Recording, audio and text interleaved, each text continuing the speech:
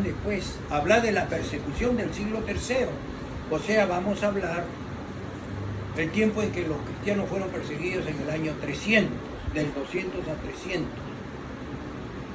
Vamos a ver, pues hermanos, que en este periodo, de este siglo III, el sufrimiento para la iglesia cristiana fue mayor, fue más asentada, fue más profunda, y surgieron asimismo más héroes de la fe en esta lucha entre el Imperio Romano y la iglesia cristiana. En este tiempo de los siglos III, pues se establecieron dos políticas bien palpables y bien demarcadas, establecidos por el imperio a través de sus dos emperadores, Séptimo Severo y del emperador Decio, que fueron también dos emperadores que persiguieron profundamente la vida de la iglesia y continuaron los martirios de nuestros antepasados, esos cristianos que surgieron en ese tiempo, y se continuó la ley del emperador Trajano, que dio la primera ley para que persiguieran a los cristianos. Eso lo hicimos en unas 2 clases atrás. Hermanos, vamos a ver en una forma simple de este emperador Séptimo Severo, que persiguió a los cristianos, hermanos. Este emperador decidió hacer una política religiosa, dice, sincretista. Vamos a acordarnos qué significa el sincretismo, que lo estudiamos anteriormente. El sincretismo fue la unión de todas las religiones, de todos los súbditos del Imperio Romano, para que el emperador unificara todas las religiones. Eso se llamó sincretismo. Pero miren lo que hace aquí. Al establecer este emperador el sincretismo, siguió con esa política bajo un nombre de un dios, el Sol Invicto. Fue el dios de ese emperador que unió todas las religiones. Pero habían dos grupos de religiosos que no estaban de acuerdo y que tampoco aceptaban. Eran los judíos y los cristianos. Ellos no estaban de acuerdo, no querían hacer sacrificios al emperador ni a sus dioses. Por eso que este emperador decretó la pena de muerte para todos aquellos que no querían sacrificar por el emperador o rendirse al emperador y a sus dioses paganos.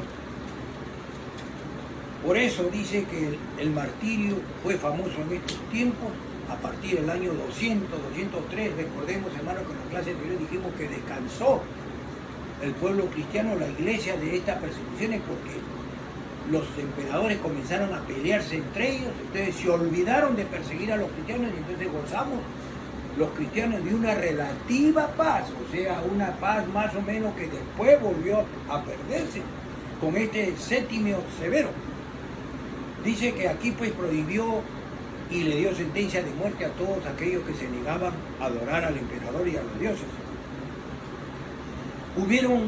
Vamos a citar solamente 2 mártires, 2 mujeres, hermano, porque en todos los tiempos también las mujeres han sido heroínas, hermano, de la historia de la iglesia. La encontramos aquí, 2 heroínas, Perpetua y Felicidad.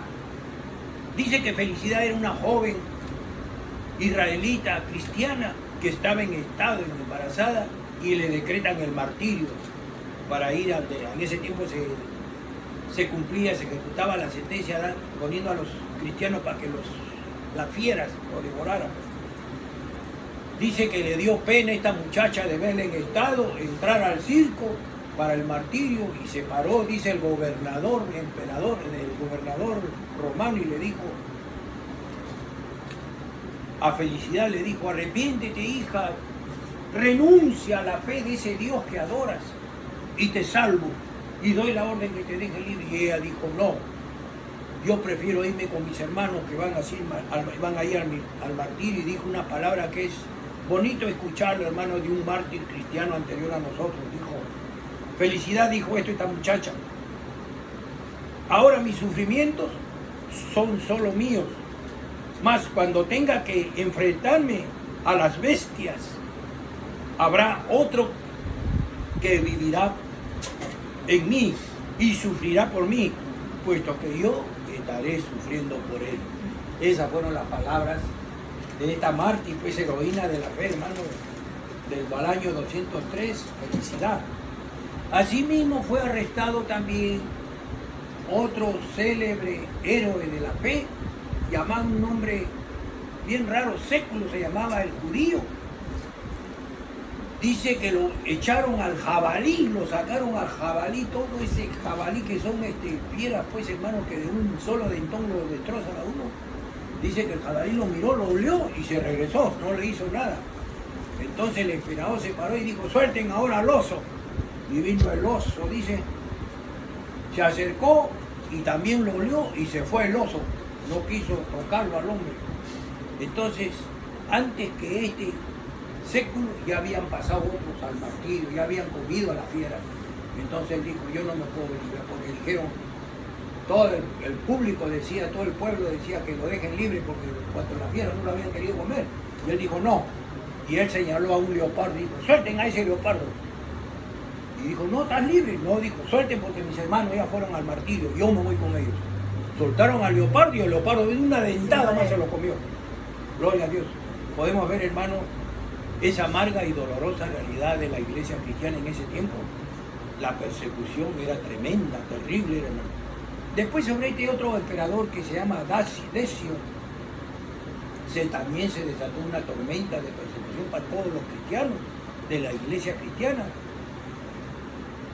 Este emperador pues trató de restaurar los tiempos antiguos del Imperio Romano, pues del tiempo de los Césares, del año casi de Jesucristo, y también los dioses paganos, la Roma vieja, pues, con sus glorias, dice, y revivir todos esos cultos que le hacían a los diferentes dioses paganos. Ordenó pues que los cristianos y todos esos que tenían otros dioses renunciaran a su dios y tenían que quemar incienso en la estatua del emperador. O sea, tenían que venir los que renunciaban a los cristianos y quemar incienso ahí en la estatua del emperador del César. Dice, y quienes no se negaban a hacerlo, le decretaban la muerte. Pero los que aceptaron le dieron un certificado del emperador, en la que con ese certificado se le respetaba a ese cristiano, pero ese cristiano ya había renunciado, ya estaba adorando a dioses falsos. ¿Qué cosa pasó? Que esta orden del emperador agarró a esos cristianos que recién estaban en el periodo de la lechecita, recién se habían convertido y se asustaron de ver que iban a ser muertos. Dijeron, no, yo renuncio, no, me voy mejor a echarle incienso al emperador y a los dioses paganos. Lo que significa que se dio una nueva dignidad, pues hermano, en la iglesia cristiana. Dice la historia que a estos cristianos que renunciaron para sacar ese certificado le dijeron los confesores, que fueron llamados apóstatas. Esos fueron los apóstatas, los que renunciaron a la fe en Jesucristo y después quisieron venir de nuevo a Cristo. No le permitieron los dirigentes de la iglesia cristiana en ese tiempo. Ahí vamos a ver ahora quiénes fueron esos dirigentes, o sea, esos líderes como obispos, que uno no le permitió y el otro sí. Dice, vamos a ver acá en la parte de los caídos, eran dos también, Cipriano y Noviciano. Dice que Cipriano se convirtió al cristianismo a los 40 años de edad y poco tiempo después, al año casi, mire hermano, que era un hombre preparado, era teólogo, todo, lo nombraron obispo, dice, de Cartago. ¿A dónde queda eso, pues hermano? Ahí en Portugal. Y su maestro tenía las lecciones de Tertuliano que vimos también en la clase anterior. Pero vino también la persecución del emperador a Cartago y él estaba como obispo. Entonces lo agarraron también a él porque la orden de este Decio era agarrar a todos los cristianos, especialmente los dirigentes, y dijo, agarren a ese obispo. Entonces vino y él prefirió huir, se fue, abandonó el obispado, la iglesia y se fue. Cipriano. Entonces todos los cristianos que vieron esa acción, pues hermano, lo trataron de cobarde, de miserable, de cómo el Señor había permitido que este hombre llegara a lo máximo, que era el obispo en ese tiempo. Se fue, pero él se fue por un mandato de Dios, porque dice que a los días regresó Cipriano y dijo, yo me fui solamente para que se salvaran varios, pero aquí estoy ahora listo para ir con mis hermanos. Y estaban yendo varios a las fieras. Y dice que Cipriano se metió y dijo, y salió el gobernador y dijo, Cipriano, tú has renunciado, tú dijiste y has renunciado. No, yo no he renunciado. Así que aquí me voy con mis... Y entró, dice, se metió al sacrificio y lo mataron a él. Le cortaron la cabeza y se entró al martirio. Así podemos ver, pues hermano, estas dos grandes figuras. Y ahora vemos a Noviciano. Noviciano era el que afirmaba que la iglesia debería de ser pura, la iglesia cristiana no debería estar contaminada. Él decía, él era un gran teólogo, que no debería estar contaminada ni porque era una comunidad de santos. Y si son santos, dice que los santos son todos los hijos de Dios, somos hijos de luz. Y que los idólatras y esos apóstatas que habían renunciado a Dios y se habían ido al mundo, que no eran dignos de regresar. Y él prohibió que regresaran porque él llegó a ser obispo también ahí en ese sitio. Pero al poco tiempo salió por enfermedad y lo reemplazó otro obispo que fue más misericordioso. Y él dijo, bueno, todo lo que ha hablado mi hermano Noviciano, yo le voy a dar oportunidad a todo el que se arrepienta y regrese para que sea nuevamente bautizado y entre en comunión. Gloria a Dios, pues hermano.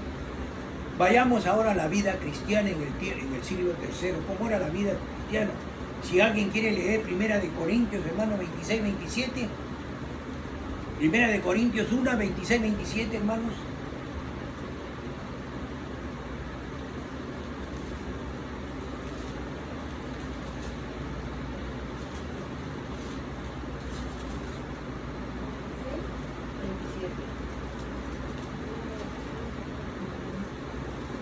Primera de Corintios 26, 27.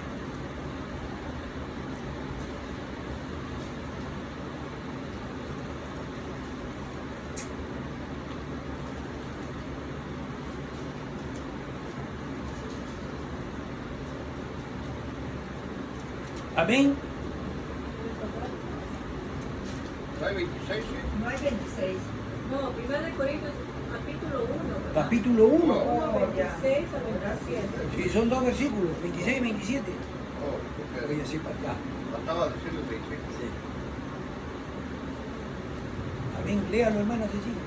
Pues mirad, hermanos, vuestra vocación, que no sois muchos sabios según la carne, ni muchos poderosos, ni muchos nobles, sino que lo necio del mundo escogió Dios para avergonzar a los sabios. Amén. Lo débil del mundo escogió Dios para avergonzar a los fuertes. Bendito sea el nombre de Jesús. Gracias, hermano. Aquí se presentó una dificultad, pues, hermano, de estos documentos en la que nos narraban cómo había sido la vida cristiana en ese tiempo. Pero en lo poquita información que se recibieron, dice, se sabe que la masa cristiana, así como el culto cristiano, dice que se desarrolló de la siguiente manera. Analicemos cómo era la vida social de los cristianos, el origen social de los cristianos, dice. Había un pagano que censuraba a los cristianos, Celso, como vimos también anteriormente. Él acusaba a los cristianos de ser, dice, ignorantes. Y también, dice, acusaba de que eran, aparte de ignorantes, eran rebeldes al Imperio Romano. Por eso dice que también el emperador Marco Aurelio, también él acusó a los cristianos que era una gentuza despreciable. Pero vayamos a la verdad, hermanos. ¿Quiénes eran los que se convertían en ese tiempo? Acabe de leer, mi hermana.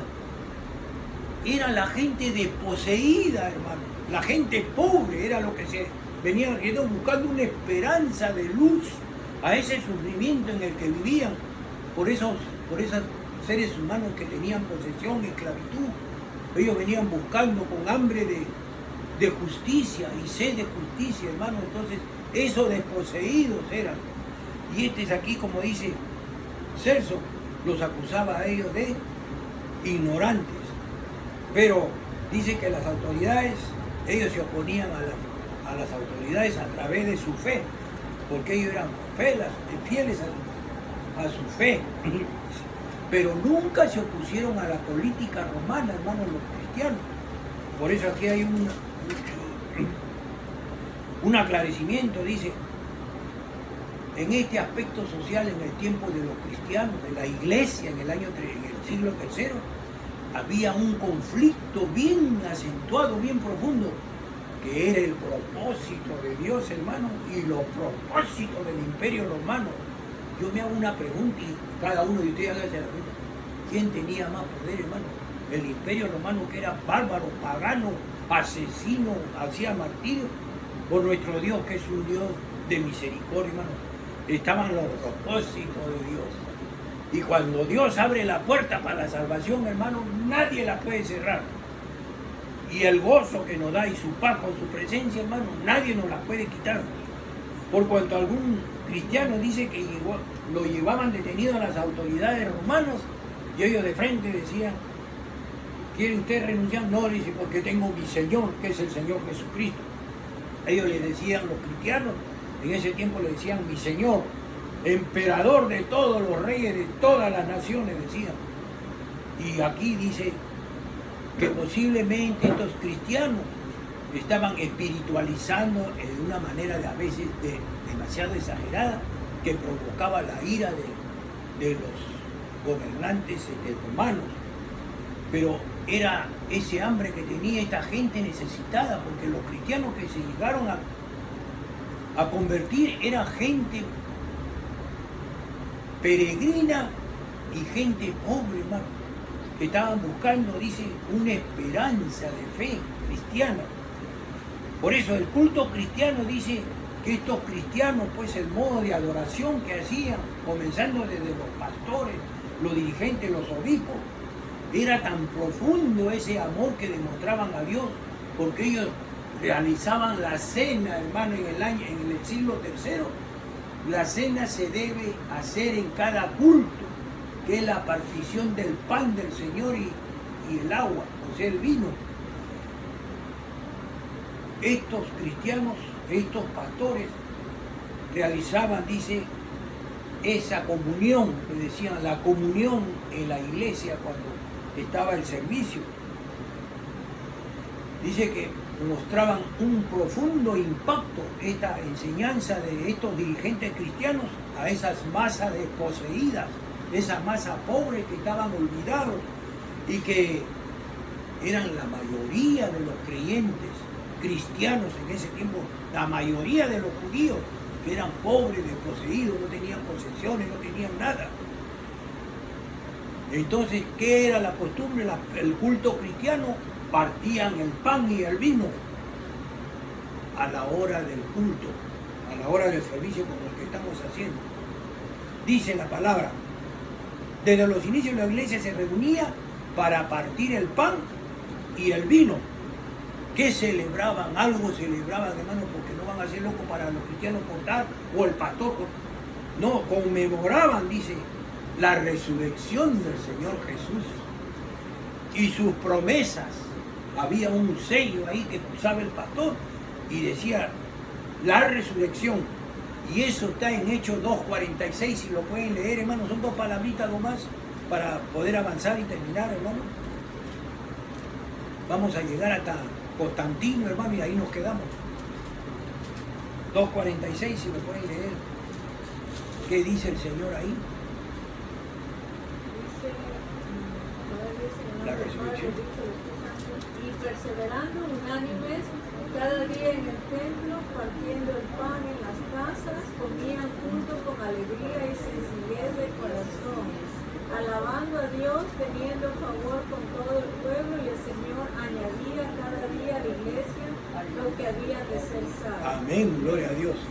Eso celebraban en el siglo III los pastores, todos los dirigentes de la iglesia. Por eso, a través de todos esos siglos, la iglesia siempre ha usado la comunión, que era el centro del culto cristiano, era la comunión, era lo más importante del culto. Y es así como actualmente algunas iglesias se reúnen, y no podría decir, no podemos ir contra la verdad, hermano. Nosotros a veces no celebramos, y ellos hablan a estas iglesias que no celebran esa comunión. de partir el pan y el vino, el cuerpo y la sangre del Señor Jesucristo. Pero ellos, acá seguía todavía, el culto cristiano seguía. Dice que no se reunían en las iglesias para celebrar esa comunión y esa celebración, mostrando gozo y gratitud porque todos oraban, alababan al Señor. Tenía dos partes esta comunión. La primera parte, se leía la Escritura, se leía siempre parte de alguno de los evangelios ante el público que estaba ahí o ante los creyentes. Y segundo, se celebraba en el ósculo de paz la comunión. ¿Quiénes eran los que entraban solamente a escuchar la palabra? Los inconversos, los incrédulos, los bárbaros, los idólatras. Les permitía a la iglesia entrar. Otros pastores no les permitían entrar solamente a los bautizados, pero la mayoría de las iglesias cristianas dejaban a los inconversos. Pero a la hora que venía la celebración de la comunión en la partición del pan, los hacían retirar del templo, los sacaban y se quedaban solamente los que estaban bautizados y los que ya eran cristianos. Se celebraba, dice, en el ósculo de la paz. O sea, sabemos que la presencia de Dios es paz, gozo y alegría. Y también dice que es entusiasmo. O sea, cuando nosotros estamos con la presencia del Señor, hermano, no hay arrogancia, no hay juzgamiento, no hay falta de perdón, no hay temor, ni hay mentira, nada, hermano. Estamos gozosos, riéndonos, porque el Señor dice que su presencia es gozo, paz y entusiasmo. Porque ese gozo que nos da el Señor, nadie nos puede quitar, hermano. Y dice que traían el pan y el vino para que el pastor lo partiera y se dirigiera con una oración el pastor, bendiciendo el pan, el vino, y especialmente con la unción. Pedía el pastor la unción del Espíritu Santo, así como llamamos Espíritu Santo, sea tu quien te manifieste. Pedían la unción, dice, del Espíritu Santo en la comunión, y comían y bebían, y luego se despedían, dice, con la bendición de Dios. Amén, hermano. Ese era el culto cristiano en ese tiempo, hermano. Ya falta poco. Vamos a decir, pero bien interesantes son estas partes, hermano. He tratado de reducirla lo más que se pueda, hermano, para que no haya cansancio y podamos cantar lo principal. Ya vimos de que solamente las personas bautizaban, entraban. Ya no vamos a hablar de eso. Y parte importante, ¿dónde se celebraban los servicios? ¿Dónde venía el pastor a celebrar? No así como nosotros, que acá en esta casa. No. En el siglo III se celebraban, dice, donde estaban sepultados los héroes de la fe. Ahí construían sus cuartos y principalmente lo hacían abajo de la tierra. ¿Por qué lo hacían? Porque en ese tiempo estaba la persecución y las iglesias se hacían en las catacumbas, abajo. Los cristianos tenían que ir a esos cementerios donde estaban los cuantos cristianos que habían muerto con la piedra. Ahí ponían el pastor venía y organizaba su iglesia. Entonces, ¿qué hacía ahí en esa iglesia? Se llamaba la iglesia de las catacumbas. ¿Por qué? Tiene su razón, hermano, porque esos cristianos en ese tiempo eran bien sabios, porque a veces les servía de refugio cuando venían los que perseguían, como Pablo, al mismo se metían a las catacumbas y aquí no se encontraba ahí nadie. Estos cementerios subterráneos pueden servir a ellos como una protección para que se puedan esconder. Y lo vemos en Colosenses, hermana Cecilia, por favor, 3.9, o hermano Ezequiel, 3.9.12. Todos tengan la palabra de Dios. Colosenses 3.9. La palabra de Dios dice así: no mintáis los unos a los otros, habiendo despojado del viejo hombre con sus hechos, y revestido del nuevo, el cual conforme a la imagen que lo creó, se va renovando hasta el conocimiento pleno, donde no hay griego ni judío, circuncisión ni incircuncisión, bárbaro ni escita, siervo ni libre, sino que Cristo es todo y en todo. Así es, hermano, amén, gloria a Dios, aleluya. Vemos cómo hasta el griego acudía a esas catacumbas, hermano, también cuando lo perseguían, porque se había puesto cristiano. Y todo estaba. Y acordémonos siempre, hermanos, nunca nos olvidemos que el cristianismo se ha desenvuelto en la etapa de los gentiles. O sea, que la historia se basa especialmente en el pueblo gentil, o sea, en nosotros. Ahí está centrada toda la historia del cristianismo, porque de los judíos es más pequeño. Los judíos son los primeros cristianos, pero nosotros, todos los gentiles de todo el mundo, ahí vino donde Pablo llevó a todo al África, al Asia mayor, menor. Amén, hermano. ¿Cómo se organizaba esta iglesia? ¿Cómo organizaba el pastor su iglesia? Ponía un obispo, un prevístero y un diácono. El diácono ya sabemos que es el que hace los servicios, recibe a los hermanos, preparar el café, de eso lo hacía el diácono. El prevíspero era el que preparaba el servicio y todo, y el obispo era el director, pero tenían ese nombre, obispo. Otro factor importante, hermano, muy importante, por ejemplo, para las mujeres, para que ustedes lo tengan en su corazón. Esta iglesia cristiana, para evitar, dice, las falsas doctrinas, no le permitieron que las mujeres predicaran. Las mujeres fueron prohibidas de predicar en la iglesia. Yo me pongo a pensar, hermano, y yo sinceramente digo, pongo cierta duda, porque en realidad lo que han opinado aquí son personas también estudiosas. Yo digo, ¿cuál era el motivo que a una mujer no la dejaran predicar? Pero sí reconocen, dice que los primeros monjes que salieron en la iglesia cristiana fueron las mujeres. O sea, el monaguismo femenino fue el primero antes que el masculino. Entonces, hermano, es cuestión de cada uno que piense y bueno, la decisión queda para cada uno de nosotros. ¿Cuáles eran esos métodos misioneros? ¿Cómo hacían sus misiones en el siglo III? Hermano, dice aquí la historia de la iglesia que no había misioneros. ¿Por qué? Dice que la iglesia de los primeros siglos no conoció el culto misionero, no practicaron el culto de las misiones, de llevar el evangelio, como dijo Jesucristo en el libro de los Hechos, llevar el evangelio por todas las partes del mundo.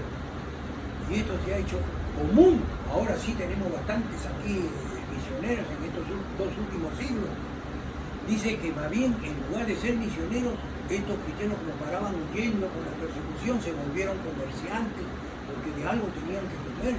Compraban, vendían, entonces recorrían los pueblos como peregrinos y menesterosos, recorrían los pueblos, entonces aprovechaban y llevaban su fe. Y esa fe que era el Señor Jesucristo, esa lo llevaban estos comerciantes. No hubo misioneros especiales, sino fueron los mismos comerciantes cristianos que llevaron el evangelio ahí a otros lugares. ¿Cuáles son pues los orígenes del arte cristiano? Dice que los cristianos, hermanos, comenzaron a tallar es unos frescos, les decían frescos, la talla.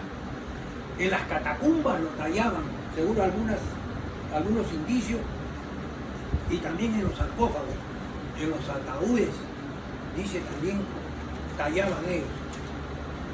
Después tallaban también cuadros, y en las escenas mucho se usó, dice, la escena de los peces, la usó mucho la iglesia cristiana en el siglo III, y que contenía iniciales que decía Jesús, Hijo del Dios Salvador. Este símbolo era, dice, de los más antiguos, el pececillo del tiempo de Jesús. Después podemos ver, pues, hermano, en conclusión, la iglesia cristiana estaba formada por su mayoría por gente humilde, gente menesterosa.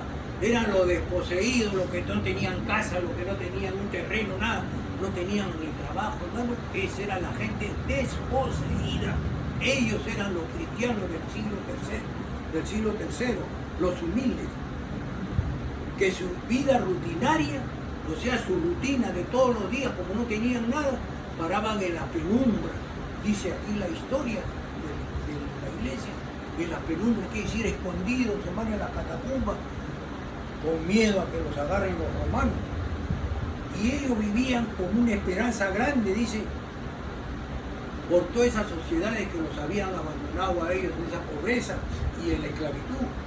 Dice que ellos vivían con una esperanza grande, dice, de una nueva luz que viniera hacia ellos.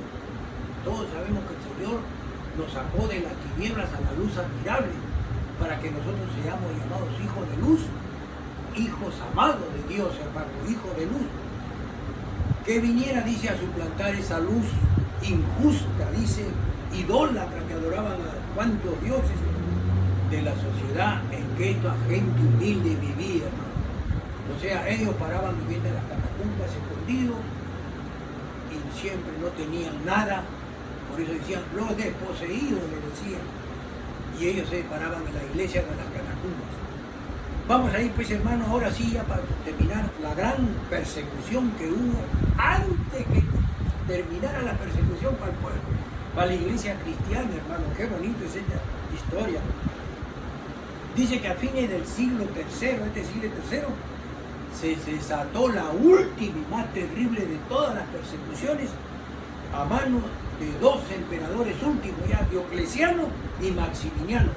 Tenemos que acordarnos que antes que el pueblo cristiano dejara ya de sufrir de que lo correteen, hubieron dos emperadores que todavía siguieron trayendo mártires a la muerte. Dice que gran número de cristianos ingresaron al ejército romano, se convirtieron, comenzaron a convertirse en los romanos, hermano, los del ejército, y se metían al ejército romano en el año 295 después de Jesucristo. Pero después, cuando estuvieron, ustedes saben que los soldados tienen que rendirle honores y sacrificios al emperador, tienen que hacer juramentos. Entonces estos soldados, como cristianos, prefirieron renunciar y regresarse a su Señor Jesús. Pero ¿qué pasó a este emperador? Diocleciano, perdón, dio la orden que los matara a todo el que renunciaba al ejército. Los mataron. Y ahí surgió otro emperador malo también que gobernaba con él, que era su ayudante. También estuvo atrás de la iglesia cristiana. Lo convenció a este otro emperador para que entre los dos siguieran persiguiéndolos, persecutándolos. Y también muchos cristianos fueron quemados vivos, dice. Pero también se realizó un incendio en Roma. Y aprovechó este emperador malo para echarle la culpa a los cristianos. Y muchos cristianos fueron llevados también al martirio con esto. Pero este emperador le llegó una enfermedad, hermano. Mire aquí cómo se presenta el designio de Dios, el propósito de Dios. Dice en su palabra el Señor, la venganza es mía. Yo soy el que peleo la batalla por ti. Y aquí este emperador le dan 5 días de vida. Tenía un cáncer terrible, en ese tiempo no había curación. Y el hombre medio que se estaba arrepintiendo y manda una ley a los cristianos que le llaman la ley de la tolerancia, en la que le permitía a los cristianos que pudieran desempeñar su fe. Sí, entonces él la hizo este emperador Diocleciano con la finalidad que los cristianos comenzaran de nuevo a llevar el evangelio y a andar por las calles de Roma. Por eso que ahí comenzó a bajar esta persecución ya, que el cristianismo había estado padeciendo. Este emperador mandó a abrir las cárceles, hermanos, se cayeron las cadenas de los que estaban condenados y encadenados, hermanos, para morir. Y las canteras, o sea, eran sitios, zonas donde estaban puros cristianos ahí tiempo. El emperador le dio esa carta de tolerancia y mandó en todo el imperio que abriera. Eso debemos de recordar, hermanos, porque eso lo hace Dios. Eran los designios de Dios de defender a su pueblo.